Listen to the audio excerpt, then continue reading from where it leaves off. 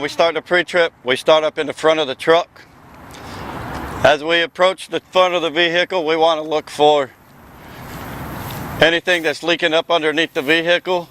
The stuff that we would be most interested in would be fuel, oil, power steering fluid, coolant, and windshield washer fluid. Those are the items that we would find puddles underneath the truck from.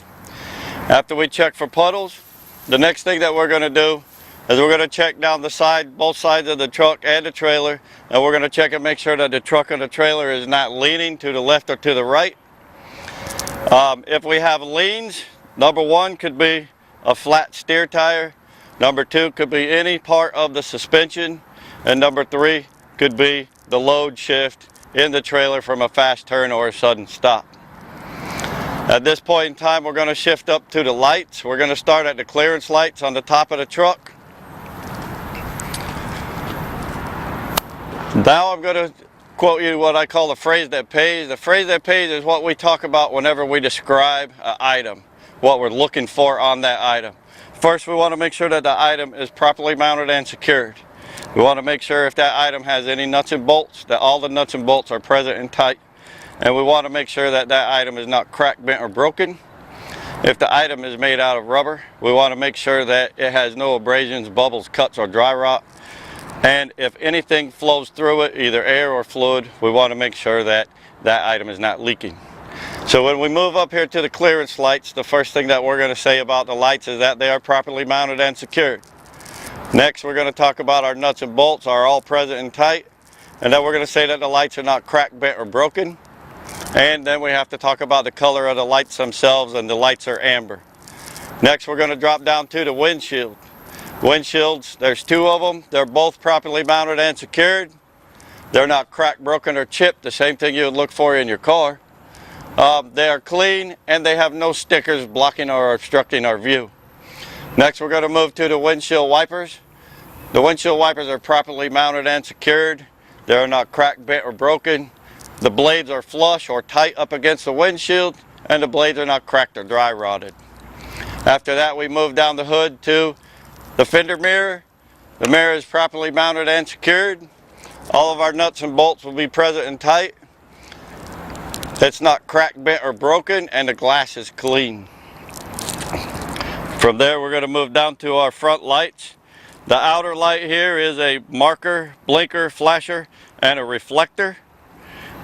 It's properly mounted and secured. Nuts and bolts are all present and tight. It's not cracked, bent, or broken, and it's amber in color.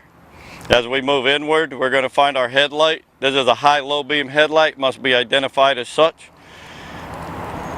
It's properly mounted and secured. Nuts and bolts are present and tight. It's not cracked, bent, or broken, and it's clear in color. From there, we'll move down to our license plate or our tag. It's properly mounted and secured. Nuts and bolts are present and tight. It's not cracked, bent, or broken, and it is current or up to date.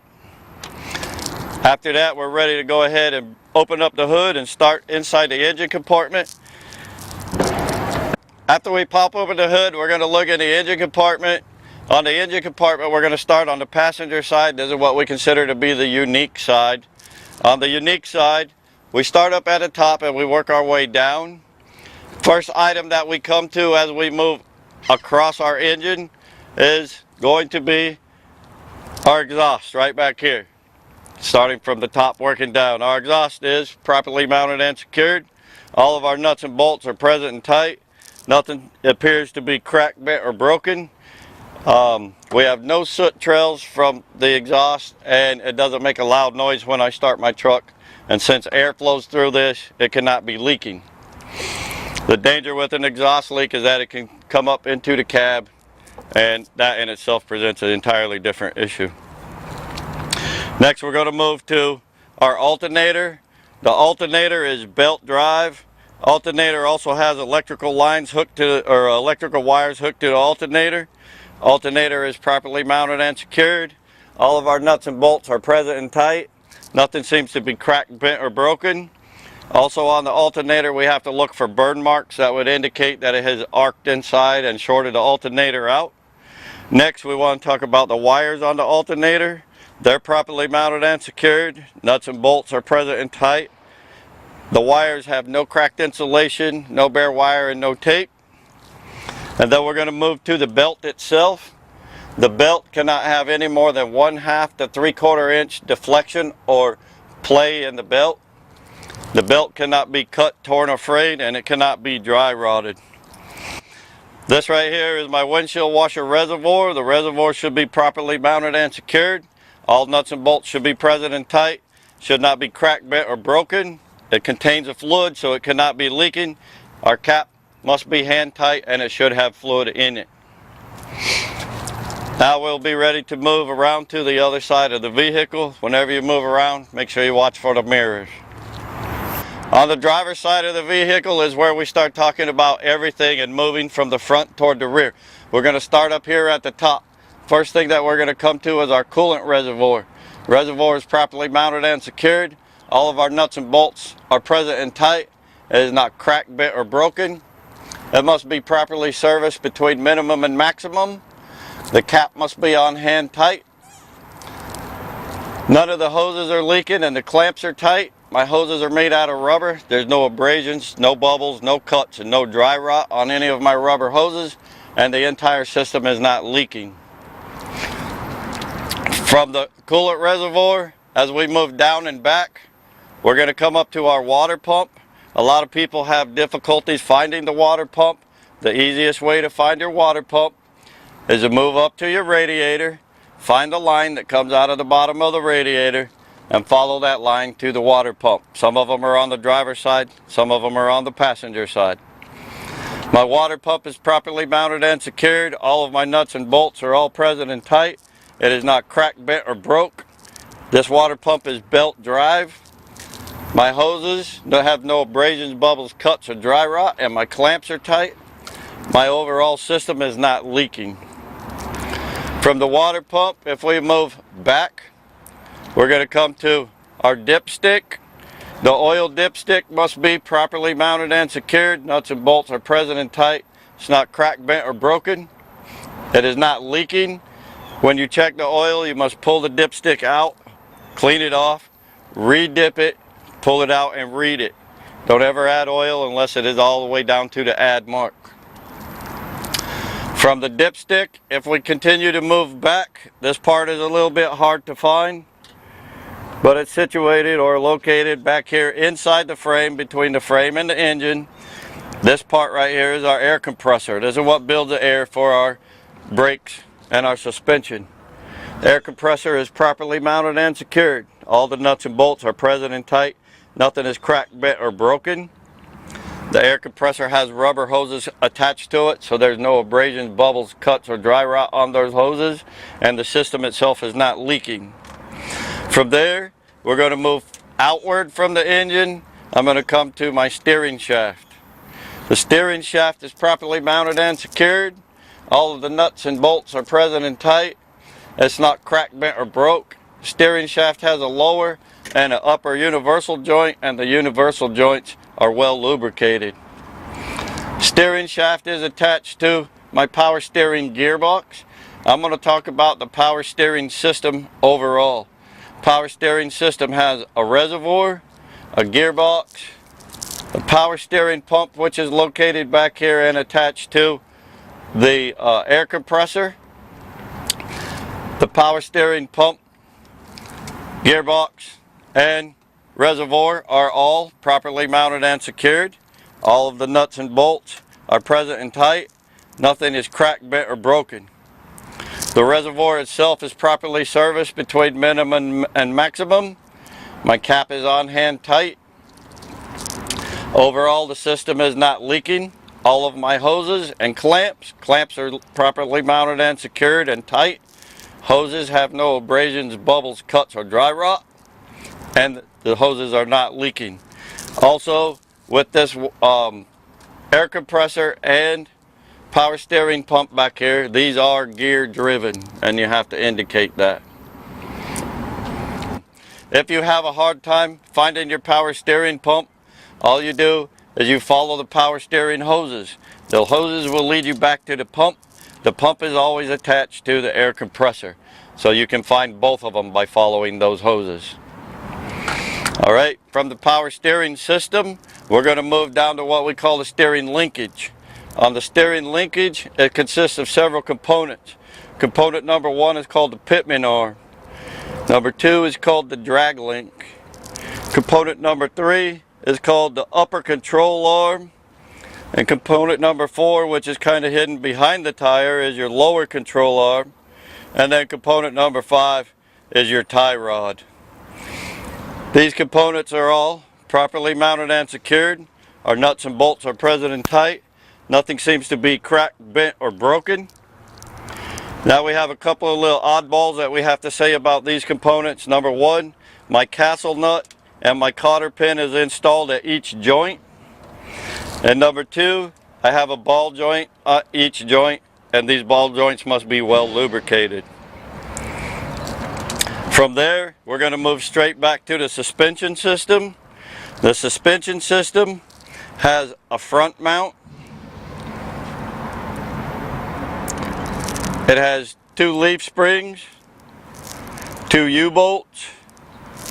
It has an upper and a lower shock mount with a shock. All these items are properly mounted and secured. All of my nuts and bolts are present and tight. Nothing appears to be cracked, bent, or broken.